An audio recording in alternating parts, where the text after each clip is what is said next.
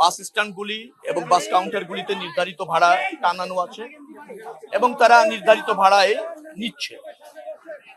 Bus stand এবং বাস কাউন্টারগুলিতে অতিরিক্ত ভাড়া নেওয়ার কোনো অভিযোগ অথবা দৃশ্যমান কোনো প্রমাণ আমরা এখনো পর্যন্ত পাইনি। নির্ধারিত ভাড়াই সবাই নিচ্ছে।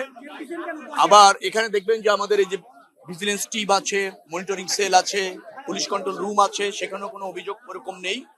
বিচ্ছিন্নভাবে দুই এক জায়গায় এরকম অভিপ্রায় গোপনের চেষ্টা করা হয়েছে, তাৎক্ষণিকভাবে তাদের বিরুদ্ধে ব্যবস্থা নেওয়া হয়েছে। আপনারা দেখবেন যে প্রত্যেকটা কাউন্টারে নির্ধারিত ভাড়া টানিয়ে দেওয়া আছে জনগণের সচেতনতার জন্য। আবার বাসগুলিতেও ওই স্টিকার লাগিয়ে দেওয়া আছে কত টাকা ভাড়া হবে। দু এক জায়গায় হয়তো 2 টাকা 3 টাকা এরকম আছে, যেমন খুলনায় 902 টাকা দেখলাম। তো খুলনা না অন্য কোথাও 902 টাকা দেখলাম, তারা 900 টাকা নিচ্ছে, 2 টাকা আর বাংতি নিতে পারে না। আবার একটা জায়গায় দেখলাম যে 690 টাকা আছে, 690 টাকাই নিচ্ছে, কেউ আবার 700 টাকা দিয়ে বলছে 10 টাকা ফেরত নিচ্ছে না, বল থাকুক আপনার কাছে, এরকম। তবে নির্ধারিত ভাড়ায় নিচ্ছে। এবং আপনারা দেখছেন যে এখানে নির্ধারিত ভাড়া ডিজিটাল ডিসপ্লে অন্যান্য জায়গায় সচেতনতা ভাবে টানিয়ে দেওয়া আছে।